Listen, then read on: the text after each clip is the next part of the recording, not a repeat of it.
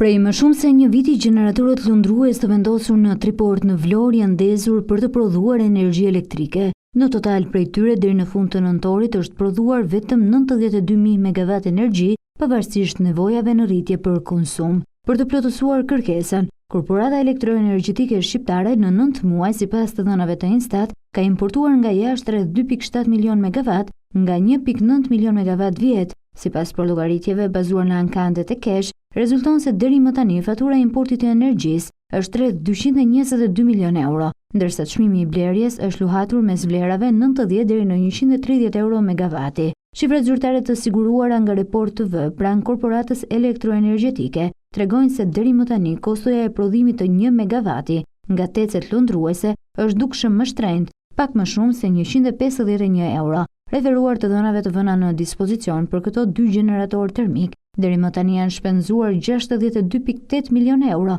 Konkretisht, dy kompanive me të cilat Shqipëria nënshkroi marrëveshjen për t'i sjellë tigrat në Vlorë, Accelerate Power dhe Renzo, ju është likuiduar vlera prej 32.9 milion dollar. Gjithashtu, kompania Renzo ka marrë edhe 14.8 milion dollar për shërbimet e mirëmbajtjes, ndërsa për ndezjen e tyre janë blerë lënë djegëse me vlerë 15 milion euro deri më tani.